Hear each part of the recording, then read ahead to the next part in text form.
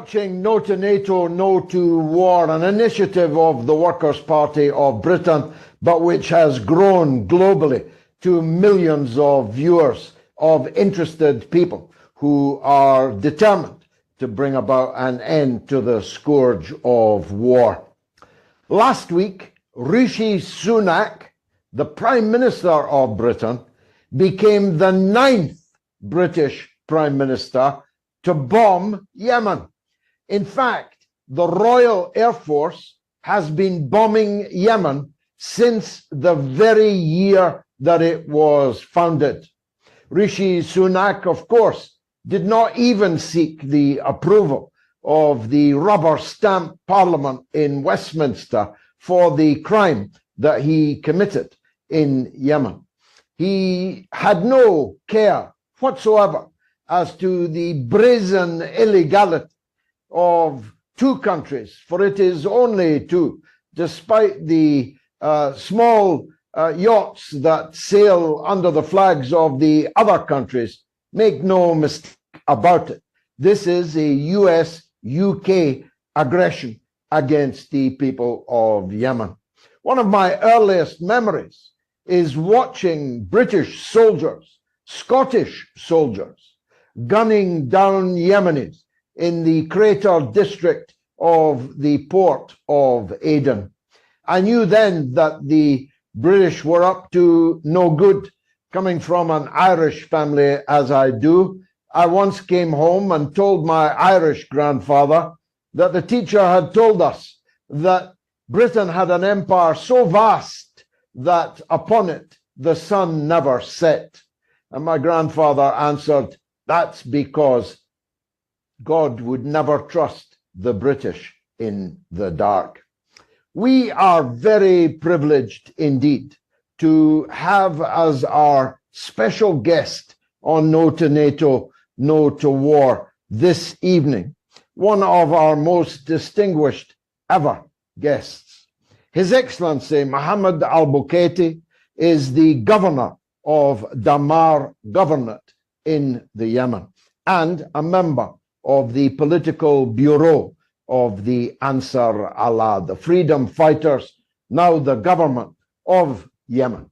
Despite the barking dogs in hotel rooms in Riyadh, the government of Yemen. Never let anyone attempt to pejorative the fighting forces of the people of Yemen. They are ready to face all US-UK aggressions. Your Excellency, Governor Al-Bukhaiti, thank you for joining us on No to NATO, No to War this evening. Now that the US and UK have committed this armed aggression against the people of Yemen, what's going to happen next? بسم الله الرحمن الرحيم. في البداية تحياتي لجورج قلوي ولكل الأحرار في العالم وبالذات الأحرار في بريطانيا وأمريكا ولا الأستاذ جورج قلوي شعبية كبيرة عندنا في اليمن. العدوان الأمريكي البريطاني على اليمن هو ليس وليد اليوم، فهناك عدوان بدأ من عام 2015 على اليمن، ولكنه كان عدوان غير مباشر، لأن من كان يقوم بهذا العدوان المباشر هي السعودية والإمارات وبعض عملائهم داخل اليمن، وقد تكبدت اليمن الكثير من الخسائر نتيجة ذلك العدوان، وتسببت الكثير من المآسي حتى وصلت حد المجاعة. لذلك فنحن نعتبر هذا العدوان الأمريكي البريطاني المباشر على اليمن أنه أقل تأثيرا من العدوان السابق، لأنه وحد الشعب اليمني وأيضا وحد الشعوب العربية والإسلامية التي أيدت اليمن، وكذلك كل أحرار العالم. وبالتالي فمهما بلغت خسائرنا في مواجهة العدوان الأمريكي البريطاني المباشر فإنها ستكون قليلة جدا بالمقارنة بخسائرنا نتيجة الحروب الداخلية والحروب الإقليمية التي كانت بضغط، التي كانت بتشجيع ودعم من قبل أمريكا وبريطانيا. لذلك نحن مستعدين لخوض هذه المعركة حتى تحقيق أهدافها، وهدفها هو وقف جرائم الإبادة الجماعية في غزة والسماح بدخول الغذاء والدواء والوقود إلى سكانها المحاصرين. Excellency, I mentioned that Rishi Sunak didn't even put it to the British Parliament to seek authorization for this attack. The same with Joe Biden. He didn't put it in front of the US Congress. So both of them are actually acting illegally, even under their own country's laws, never mind international law. What does that tell you about democracy in the US and the UK?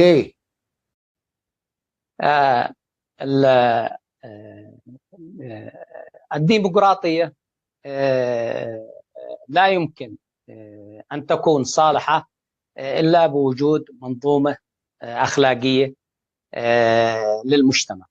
وللأسف الشديد أن المنظومة الأخلاقية التي حكمت الدول الغربية من بعد الحرب العالمية الثانية قد ضعفت نتيجة للانتهاكات التي ارتكبت من قبل الولايات المتحدة الأمريكية وحلفائها في الكثير من البلدان، وهذا انعكس بشكل سلبي على المنظومة الأخلاقية الحاكمة في أوروبا.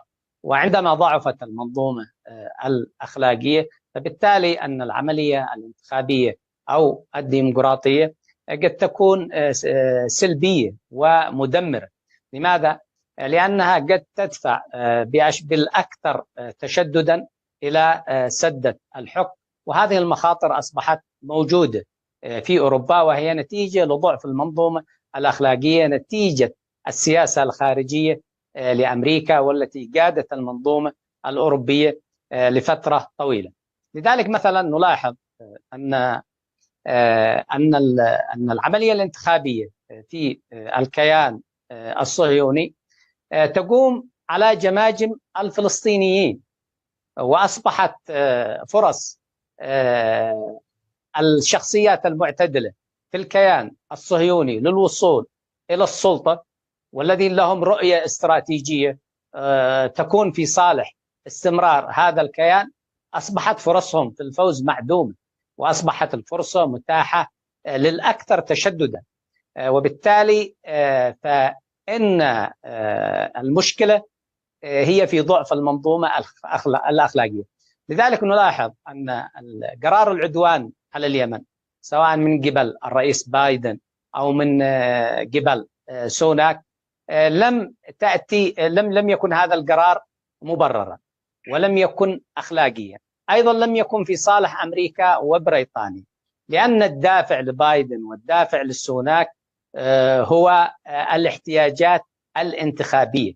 لذلك اتخذ قرار خاطئ حتى لا يتسق مع المصالح الأمريكية والبريطانية، لأن هذا القرار في النهاية قد أدى لدخول الولايات المتحدة الأمريكية وبريطانيا في مواجهة مباشرة مع اليمن، وهذه المواجهة المباشرة ستتسع إذا ما استمرت لتكون مباشرة مع محور المقاومة، وستكون أيضا مباشرة مع كل الشعوب العربية والإسلامية الذين توحدوا خلف القرار اليمني. لذلك نحن ننصح النخبة الحاكمة التي سيطرت عليها الصهيونية في الدول الغربية لمراجعة حساباتها، وعليهم أن يدركوا أن سعيهم لإشعال الحرائق في بقية العالم سيؤدي في النهاية إلى انتشار الحريق إلى داخل الدول الأوروبية، ليس بالضرورة عبر أسلحة خصومهم، ولكن ضعف المنظومة الأخلاقية سيؤدي في النهاية إلى تحويل الديمقراطية إلى أداة للتدمير بدلا من الاستقرار. Excellency, everybody knows that you merely applied economic sanctions on those supplying or taking goods from the genocidal regime of Netanyahu. Is that the only reason that Yemen has become the victim of this aggression?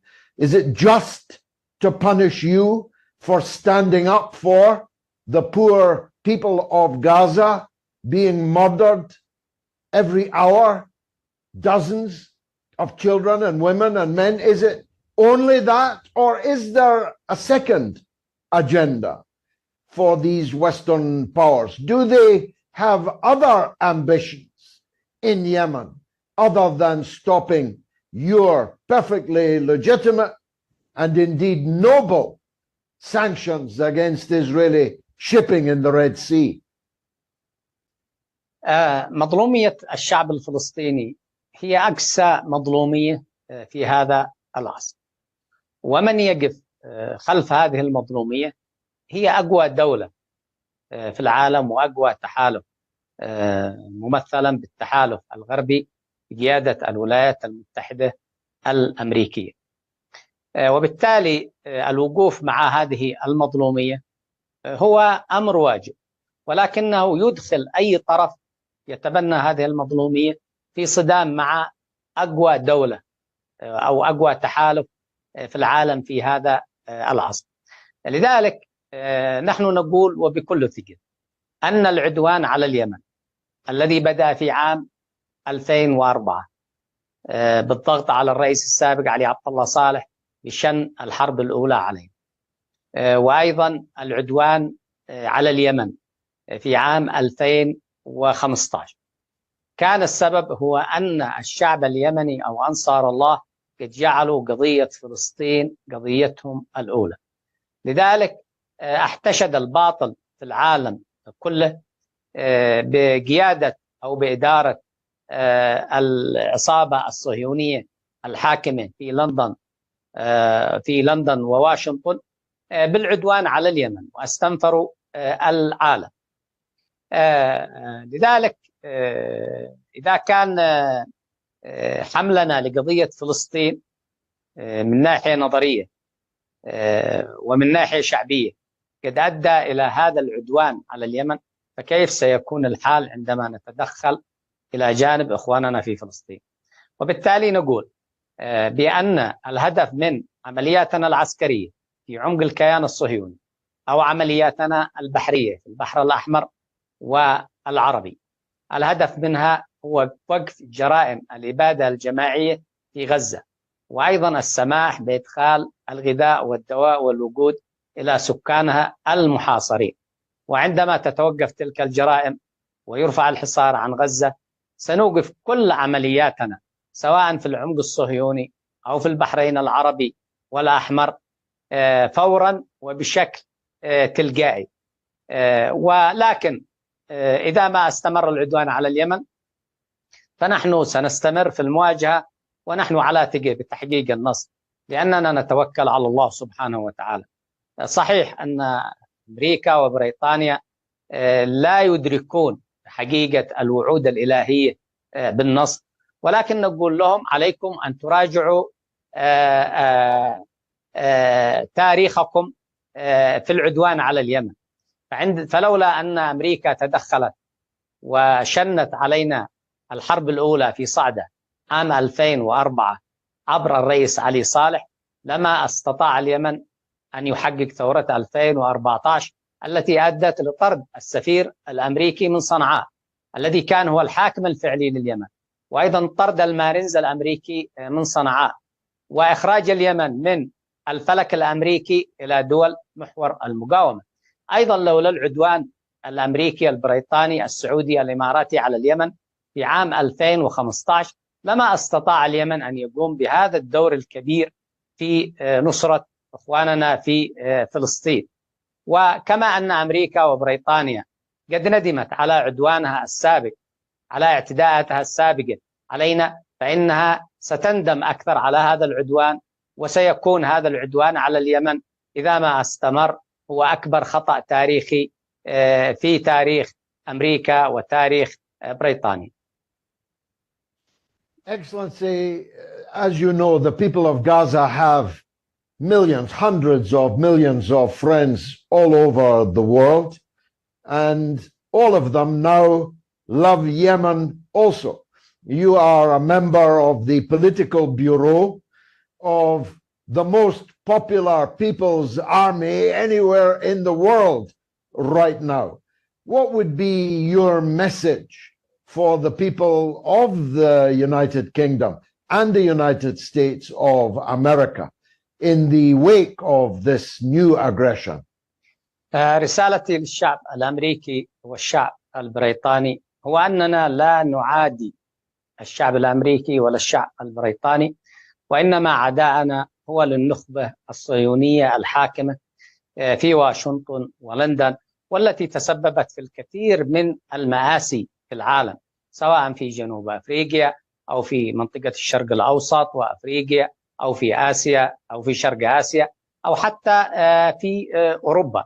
بالنسبة لنا نحن لم نعلن تأييدنا للعملية العسكرية لروسيا في أوكرانيا، رغم أن الحكومة الأوكرانية قد أيدت العدوان على اليمن، وأيضا أيدت العدوان الإسرائيلي على غزة، لأننا نقيم الأمور من منطلقات أخلاقية وليس من منطلقات المصلحة. ولكننا نؤكد أنه حتى الحرب في أوكرانيا هي نتيجة للسياسات الأمريكية الخاطئة وعدم وفائها بوعودها لروسيا فيما يتعلق بعدم توسيع حلف الناتو الذي لم يعد له أي مبررات منطقية وأخلاقية للاستمرار أو للوجود. لذلك نحن نقول لهم ينبغي علينا أن نوحد جهودنا، كل الأحرار في العالم سواء في أمريكا أو بريطانيا أو في بقية دول العالم وبالذات الدول الأوروبية، لأن الصهاينة في العالم وأنصار الباطل يتوحدون فيما بينهم وينظمون أمورهم، وبالتالي علينا أن نوحد جهودنا، خصوصا وأن المعركة التي يخوضها الشعب اليمني أصبحت معركة واضحة المعالم، لم يعد هناك أي مجال للريب فيها أو اللبس فيها، فالحق واضح والباطل واضح. ونحن نؤكد أن هذه الحرب هي حرب فريدة من نوعها، لأن ساحتها الأخلاقية والقيمية أهم وأشمل من ساحتها العسكرية. واليمن وكذلك الفلسطينيين قد استطعنا أن ننتصر في هذه الحرب الأخلاقية، ولأن الانتصار في جبهة الوعي هو أهم بالنسبة لنا من الانتصار في الجبهة العسكرية. واليمن قد انتصر في جبهة الوعي من أول جولة وفي أول اشتباك مع القوات الأمريكية وبالضربة القاضية، حيث أن العالم اليوم أصبح أمام خيارين: إما أن يقف إلى جانب من يسعون لوقف جرائم الإبادة الجماعية ويسعون لفك الحصار عن غزة من أجل إدخال الغذاء والدواء والوقود لسكانها المحاصرين الذين يعانون اليوم من الجوع، وليس اليمن وحده يقف مع هذه المطالب، العالم كله يقف مع هذه المطالب. وبالتالي العالم أصبح مخير، أما أن يقف مع هؤلاء أو يقف إلى جانب من يرتكبون جرائم الإبادة الجماعية أو من يدعمهم أو يحميهم. وبالتالي نحن نعتبر أن الانتصار في معركة الوعي أهم من الانتصار في المعركة العسكرية. وحتى المعركة العسكرية نقول للإدارة الأمريكية وكذلك للإدارة البريطانية أنكم غير قادرين على الانتصار فيها، لأن القوات المسلحة اليمنية لا زالت تفرض حصارا على مرور السفن الإسرائيلية ولم تستطيعوا أن تحققوا أي هدف في هذا المجال. أضف إلى ذلك أن بريطانيا وأمريكا بهذا التصرف قد حرمتا نفسيهما من الملاحة البحرية في البحر الأحمر والبحر العربي، وبالتالي ستخسر العصابة الصهيونية الحاكمة في واشنطن ولندن معركتها، سواء في جبهة الوعي أو في الجبهة العسكرية. And a final message, Governor, to the people of Gaza from Ansar Allah.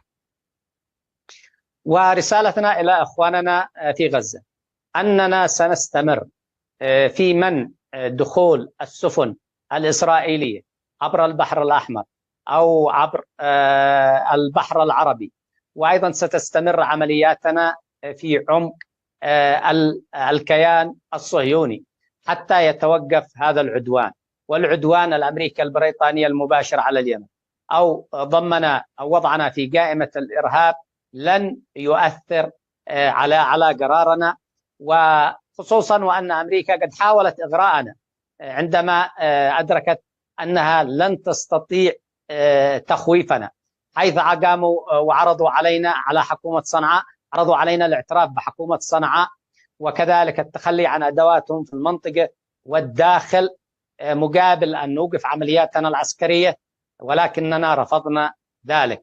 ونؤكد لكم بأن صمودكم في مواجهة الصهاينة قد حقق لنا الكثير من المكاسب، ومهما ضحينا من أجلكم فنحن نشكركم، لأنه لولا صمودكم لما توحد الشعب اليمني ولما توحد العرب وتوحدت الأمة الإسلامية ولما تحرك كل أحرار العالم. وهناك اليوم صحوة، العالم يشهد صحوة كبيرة، وذلك بفضل صمودكم. نحن نعرف أن خسائركم كبيرة جدا ومعاناتكم كبيرة جدا، ولكن إن شاء الله بعدها سيتحقق النصر بفضل صمودكم.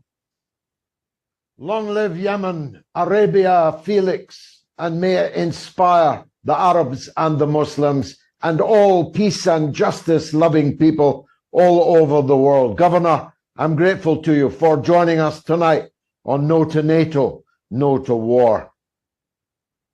شكرا لك ولكل أحرار العالم، ولكم شعبية كبيرة في اليمن، وهذه فرصة لن تكون الأولى ولن تكون الأخيرة من أجل التواصل فيما بيننا. Thank you so much. شكرا لك. Well, a pretty extraordinary interview. The more extraordinary because nobody anywhere in the media has attempted to bring us the Yemeni perspective on what exactly is going on in the Red Sea, neither from a political or a military perspective. Joe Biden was asked today if his attacks on Yemen were proving successful or were working. He said, working?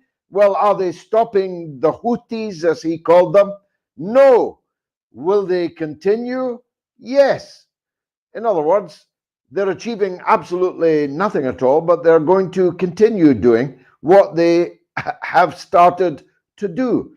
Perhaps they think it's fun to be killing people in the Yemen. After all, they've been practicing it for so many centuries.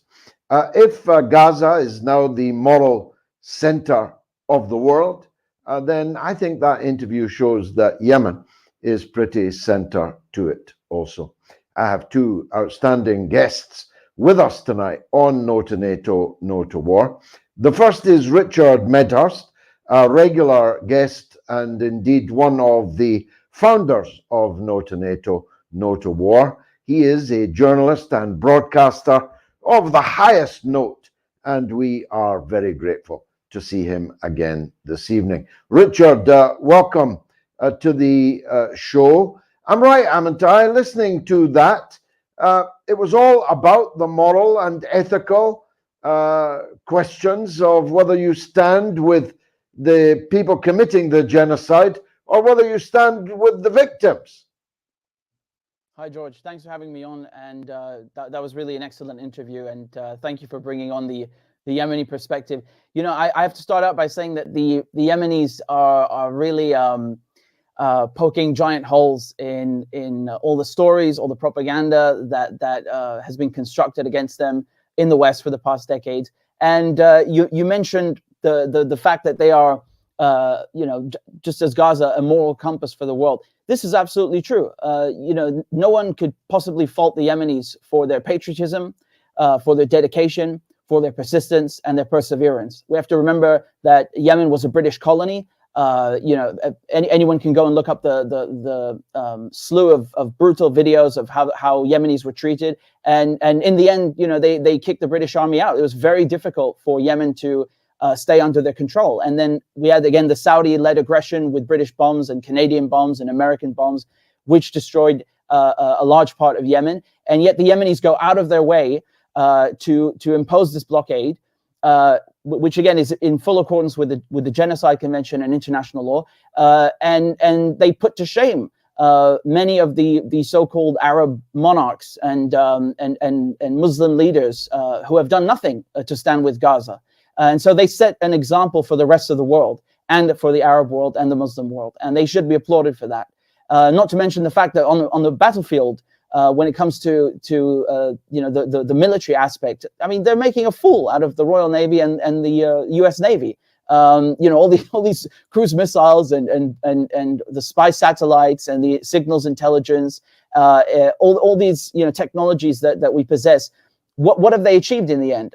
You know, David Cameron goes around boasting about how good it is to bomb Yemen and how right it is. And yet he's failed to achieve a single objective. You know, the Yemenis still have the blockade in effect. They're still preventing Israeli ships and Israeli linked ships from coming in. And now it risks being enlarged to British ships and American ships as well, commercial ships, that is. So, you know, we've shot ourselves in the foot, essentially, and achieved absolutely nothing. And we've done all of this just for the sake of defending Zionism and defending colonial interests. And what I want to know is you know, you mentioned that the fact that David Cameron and Joe Biden didn't even bother going in front of Parliament or Congress. What I would like to know is what about the British people? You know, I think you'd agree with me, George. I'm sick of you know, the successive gang of criminals in Number 10 going away and bombing other countries in our name, and then making us look bad, because then people say, well, the British did that as a collective, even though it's a tiny minority of criminals. And so they keep killing innocent civilians in Gaza and doing that as well by bombing Yemen. And then, you know, they basically put a stain on us with their behavior. And not to mention the fact that it's hypocritical, because they don't even bother going through the democratic institutions that we love to lecture other people around the world about. And so, you know, just for the sake of greediness, just for the sake of supporting Israel, they carry out all this behavior. And I want to say something here that, you know, when we talk about the last No2Nato meeting that we had, I outlined, and I did this in several videos, I talked about the economic plans that Netanyahu had with the Saudis, with the Indians. They wanted to build an economic corridor that would go from India to the UAE, Saudi Arabia, Jordan, and then up into Israel. And this would be a rival to China's Silk Road. And the irony of all this is that Yemen have now sabotaged this completely. And they've also sabotaged any plans of turning Gaza into this Ben Gurion canal, which would be a rival to the Suez Canal. Because even if the Israelis would somehow liquidate all of Gaza, which it seems they're intent on doing, and build this canal, it would be completely defunct and useless, because Yemen have blocked off the Red Sea and the Arabian Sea from connecting to the Mediterranean. And so we really have to applaud them, because not only on a moral, you know, on a moral footing, but also from a military point of view, but a geostrategic point of view, they are succeeding in all of their goals. And they are truly a popular army, and the most popular one across the world, not just inside of Yemen. And so they should be applauded for this, because they are upholding their own values, and they're upholding the international law that we claim to uphold for us. Two significant things happened today. Well, more than two, but let me focus on two significant things that happened in Palestine today.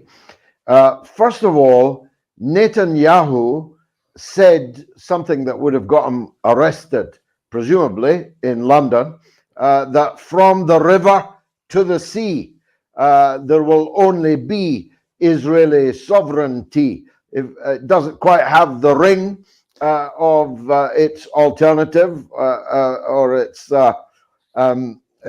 opposite, but that's what he said. That would get you arrested in London or in Berlin, for that matter. And the second thing was the on-camera destruction of the Palestine University in Gaza. Now, this university was protected by all the laws of war, protected by the Geneva Conventions, There was no conceivable military reason for doing it. Israeli soldiers have been occupying it for many weeks, actually for 2 months. And then they destroyed it with 315 bombs, and they filmed themselves doing it. This was an act of genocide on camera, whilst the judges at the ICJ are weighing up their verdict. How brazen is that, Richard? It's frankly disgusting, George, and I know precisely what you're referring to, the video. And there's a United Nations Special Rapporteur who referred to this as educaricide, basically the assassination or the killing of learning. And I'm sure you recall during the ICJ proceedings that you referred to, they talked about the effect that this has, that Israel's war has on Gaza's future, not just right now on people's mental and physical well-being, but what about the future generations? How will they grow up? How will they get an education? How will they study? Because remember, Gaza, I mean, has an extremely bright population, not to mention a young population. And so their success is certainly at stake here, not to mention their lives, of course.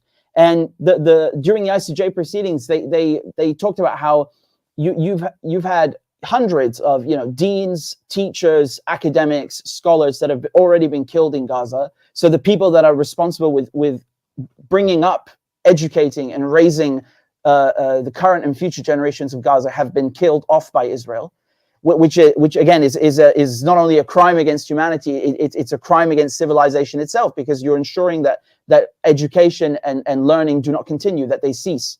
And then, of course, the fact that 60% of the schools in Gaza have been shut down, that whether they've been damaged or completely destroyed, it doesn't matter. The point is that people are not going to those schools anymore. And then, of course, this sick, snuff video that you referred to, where they blowing up a university, the University of Palestine. It never ceases to amaze me how Israelis love incriminating themselves. I think it's a mix of arrogance and also just this mafia-like air about them, because they know that they can get away with this. No one is going to hold them accountable. There's a British Israeli soldier who just came back from Gaza. If he were Muslim and he'd gone to fight somewhere else, whether we're talking about Al-Qaeda inside of Syria, or pick any other scenario or theater of war you like, he'd probably be arrested on arrival back in the UK. But because this man is Jewish and he's Israeli, the fact that he's gone to a theater of war where a genocide is being committed, he gets carte blanche and he just walks around free and goes to give talks to Jewish boys so he can indoctrinate them with this sick Zionist thuggishness. And so I think it's disgusting that they've filmed themselves going through people's things, blowing up schools, blowing up people's houses. And the fact that we do nothing about this, it incriminates and implicates us as well, because we allow this behavior to go on. We not only supply the bombs, we not only provide them with the ordnance and the weaponry, but we then do nothing about it. And when Netanyahu, you talked about his statement about from the river to the sea, I find this very ironic. I also noticed that too, the fact that he can get away with this, but if you or I said this, we'd probably get arrested, and many people have been arrested. And so this illustrates, once again, it highlights the double standard, it highlights the hypocrisy, and it shows you that every Zionist accusation is always a confession. Thank you, Richard. We'll come back to you. I'd like to bring in our second guest, Thomas Fazi, a writer, a journalist, and a socialist, and a broadcaster of Note. Thomas, thanks for joining us. You saw the interview with the member of the Politburo of Ansar Allah. I was rather impressed by him. What about you? Absolutely, it was rather extraordinary. But I would say more in general, what Ansar Allah and the Yemenites are doing at the moment, I think will go down in history as a crucial historical turning point in the modern era. I mean, here we have one of the poorest countries in the world taking on the world's most powerful military, the US and NATO in a larger sense, and succeeding. As has been mentioned already, the U.S. NATO response has been a complete failure. The fact of the matter is that the U.S.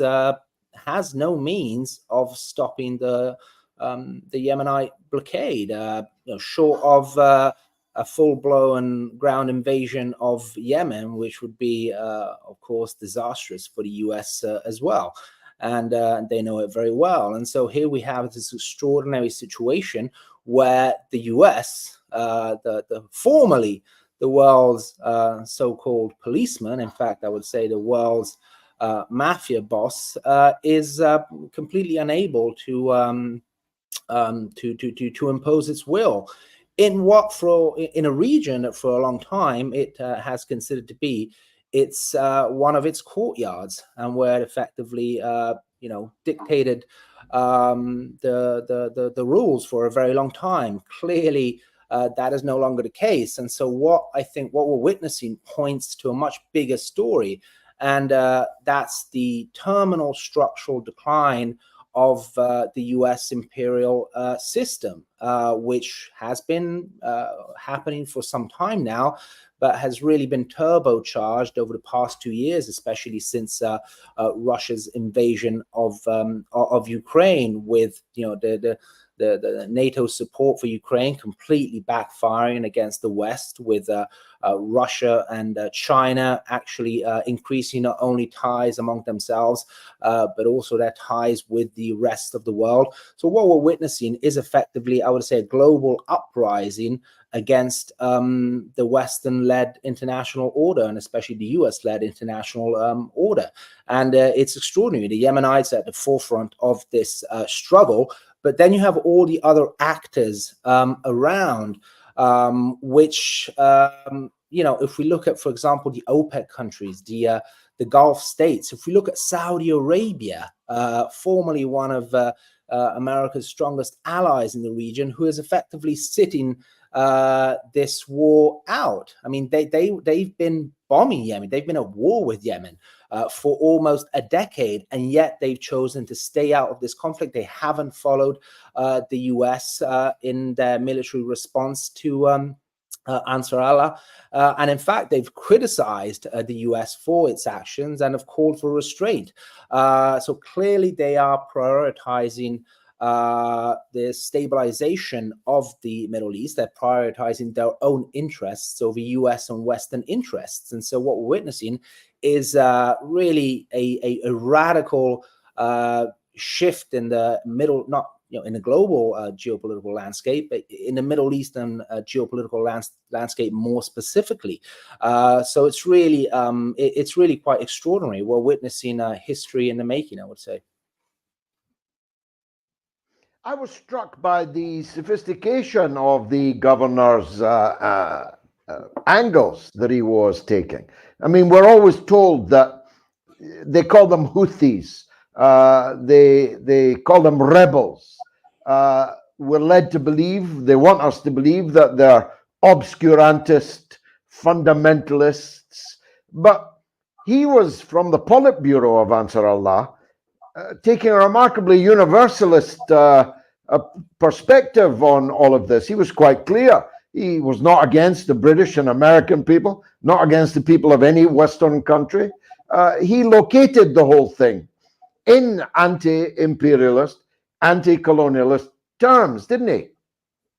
Absolutely, absolutely. I mean, that's the really striking aspect of all this, is that on the one hand, you have the US and the West formally standing in defense of this rules-based order, which in fact, is clearly evident to everyone now to be simply a US rule-based order, an order where the US, was took upon itself the right to do essentially whatever it wanted, sure in the fact that it would face no consequences. And that is that US rule-based order has brought chaos and destruction, not just to the Middle East, but in many regions of the world. And then you have these so-called rebels, these so-called terrorists, or these so-called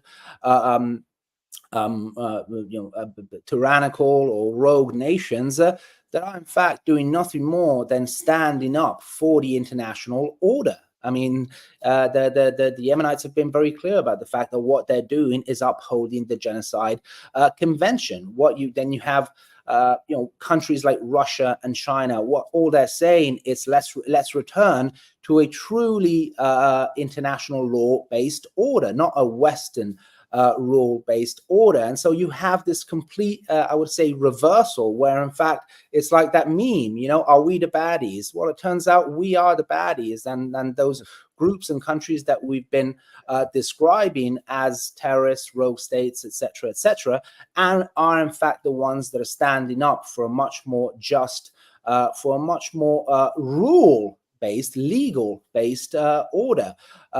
So it really is quite extraordinary, and I think it's been great to have the Ansar Allah speaker on the show, because we never get to hear the other side in Western media.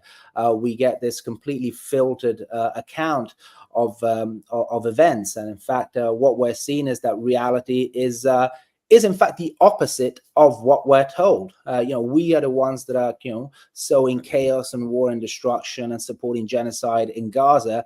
And it's these so-called terrorists that are in fact standing up for humanity, for morality, and for some semblance of a law-based order. So it's truly historical. Now, President Putin today reiterated Russia and China's demand for immediate progress towards a Palestinian state. Netanyahu ruled that out. He was unequivocal to the Americans. There will be no Palestinian state, even after this latest massacre in Gaza comes to an end. However, it comes to an end, thus laughing in the face of all these European and North American leaders who pretend, at least, that their policy is for a two-state solution to be worked out. Netanyahu, who's receiving all their money and all their weapons, says there will be no Palestinian state. What do you make of that? Well, again, I mean, we're going through profoundly, revelatory times, and I think the events in Gaza haven't just really made it clear to everyone what the true morals of the West and Israel are, but I think they've revealed more in general that the history that we've been told of the Israeli-Palestinian conflict is just one big lie. Netanyahu himself, in a recent press conference, said that he's been fighting a two-state solution for the past 30 years. And so what he's saying is that Israel has, in fact, never been interested in a two-state solution. Anyone that's followed the peace negotiations that have occurred over the years and the decades understood that very clearly. We know that Israel has never offered Palestine a true state. So it's always been a matter, this two-state solution has always been a way of simply buying time for Israel as it continued and consolidated its settler colonial project in the West Bank, in Gaza, and throughout Palestine. And I think now that's becoming clear. You were joking about the saying from the river to the sea, but in fact, Israel has always been very clear that it aims to control all of Greater Israel. It aims to control all the land from the river to the sea. This has always been either the official or semi-official Israeli policy. And so what we're witnessing in the genocide and the ethnic cleansing that we're witnessing in Gaza wasn't something that was decided on a whim. It's not simply Israel acting blinded by hatred or revenge. This is part of a clear policy, a long-standing policy. And so they saw this as a great opportunity to make a great stride forward in this policy of essentially dispossession and expulsion of the Palestinians. And so, these, at the very least, through this tragedy, I think the people of the world have acquired clarity about what is happening in the region. But more in general, we have, I think, an entire generation that is really opening its eyes to the reality of how our world works and the responsibilities of the US and of the West for the chaos and destruction and war that have that have been ongoing for decades in several regions of the world. So at the very least, if we want to see a silver lining, is that the Western elites will never enjoy the same kind of the same consensus that they've enjoyed for so long, because so many people are have opened their eyes over the past 3 months. Never glad, confident morning again. We'll come back to you, Thomas, for a last word, but let me go back to Richard Medhurst first. Richard, they've killed thousands of Palestinian children in Gaza, but here's a number for you. There are 50,000 pregnant women in Gaza right now. So there's a net increase in the population of the Palestinian population of Gaza coming soon. Although I should say there's a record number, 300% increase in the number of miscarriages as a result of the atrocities being carried out. But still there's 50,000 babies waiting to be born. So of course the intent is genocidal, but it's doomed to fail, isn't it? Unless you literally killed 2.3 million people. And you like to imagine that that would be impossible in 2024 in the world. It's actually doomed to fail, isn't it? Yeah, so a couple of points there, George, because the Israelis, they like to point at the population of Gaza as it's gone up in the last decades and say, you see, this is proof that there is no genocide, there's no ethnic cleansing, there's no mistreatment of Palestinians. It's ironic because it proves the opposite. The population in Gaza has gone up because the Israelis took all the Palestinians, kicked them out of their homes, and then shoved them into the Gaza concentration camp. So of course the population went up. And we should say that Palestinians, they have already been through a Nakba. It's still ongoing.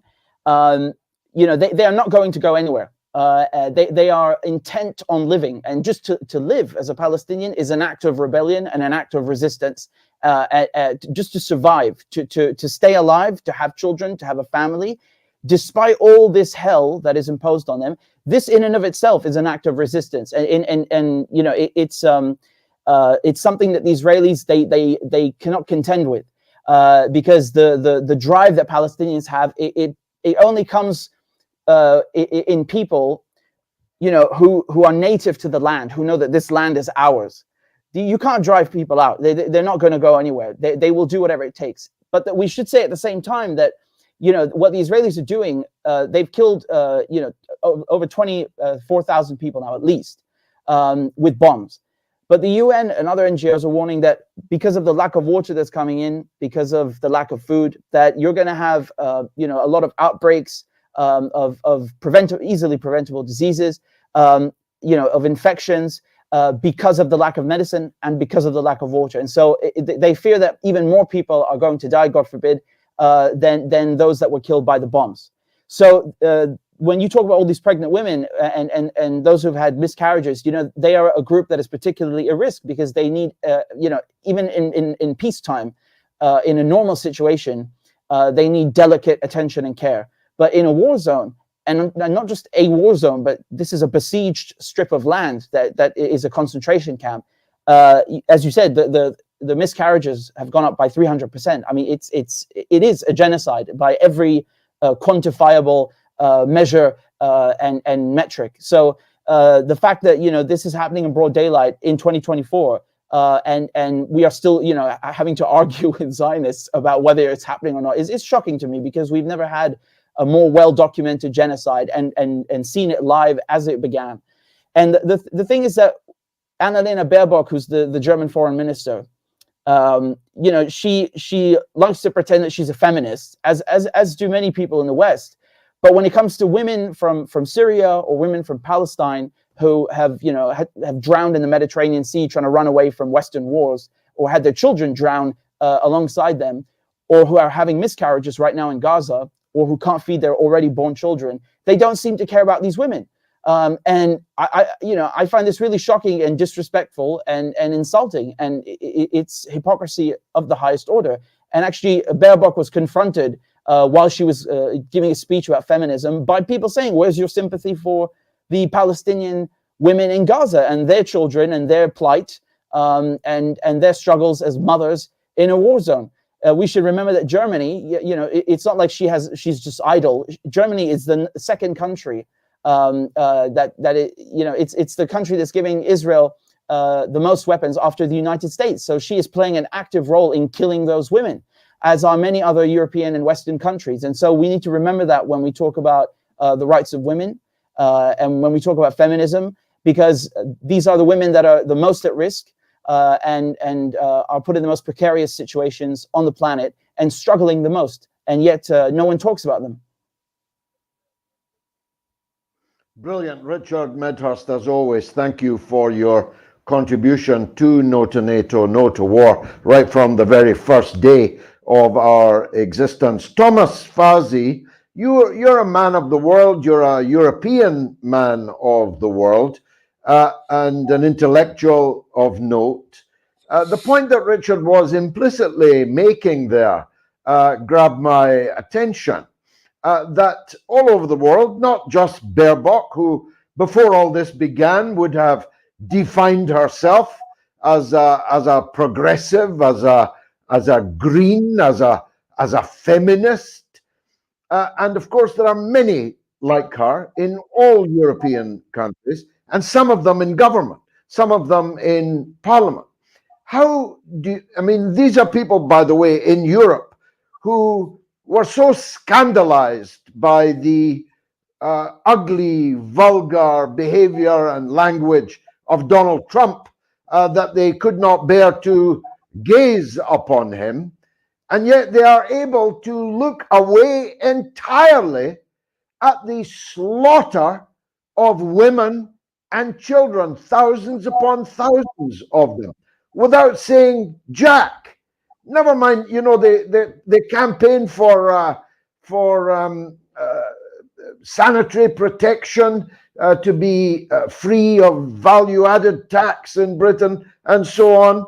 What about the women in Gaza? Don't even have a toilet to go to. It doesn't seem to have pulled any heartstrings for the European so-called liberal, so-called progressive, so-called left. Absolutely. I mean, the hypocrisy is absolutely disgusting, but it's something that we've been seeing for some time now. The weaponization of progressive causes in the name of imperialism. That's something that's been ongoing for quite some time. You know, the West has always tried to cloak its own imperial interventions in a you know, in a humanitarian vest. So it's various wars of aggression were, you know, always done in the name of democracy, Iraq and so forth. And now they've expanded their progressive toolbox. Now it's not just in the name of democracy. Now they're justifying chastising China in the name of the rights of minorities. They're justifying intervening in unruly countries because supposedly they don't respect you know, human rights, and so on and so forth. And so what we've seen and what we're witnessing and what we've been seeing for quite some time is in fact the co-opting of progressivism in the name of empire. So what we have now is this kind of woke imperialism. I think Baerbock herself coined the term you know, feminist foreign policy, but of course the hypocrisy of that is being laid bare in Gaza and elsewhere. And I think you know, the position of European governments is, if possible, even worse than America's, because at least America can tell itself that it is pursuing some, criminal, misguided notion of its imperial national interest, and of course that's failing on its own terms as well. But when it comes to Europe, what we're seeing is essentially an entire continent, at least when it comes to its political class, that has become nothing more than an appendage of U.S. imperial power, to a great cost to Europe itself. Look at the the economic blowback of the proxy war in Ukraine for Europe. America, in the short term, can be said to have benefited in some respects. It's definitely not benefiting in the wider scheme of things, but it benefited in terms of gas exports, in terms of boosting its own military-industrial complex, and first and foremost in terms of reasserting its hegemony over Europe. Europe has absolutely nothing to gain from these supporting these criminal imperial ventures. I mean, it's I find it very ironic that now we have large, most people on the right and even the far right supporting the Zionist aggression in Gaza without and even supporting the very explicit plans for the ethnic cleansing of the Palestinians from Gaza, without stopping to think for a moment that if the Israelis were to achieve their aims, were to succeed in expelling large amounts of Gazans from Gaza, sending them to Egypt and other countries, that would of course create a huge influx of immigrants to Europe. One of the things that they supposedly are opposed to, and so it's just not only is it morally criminal what Europeans are supporting, it's also completely self-defeating from a political strategic standpoint. So I think Europe really is the actor that history, I think, will judge most harshly, possibly even more harshly than the way it will judge America's actions. Thank you, Thomas. You've been an excellent guest. I hope we see you again soon. Thank you, Thomas Fazi. Thank you, Richard Medhurst. Thank you, Governor Al-Bukhaiti. And above all, thanks to Alan and to Chris and to Lauren for producing this show this evening, and thanks to you for watching it. I hope you spread it far and wide. See you next time.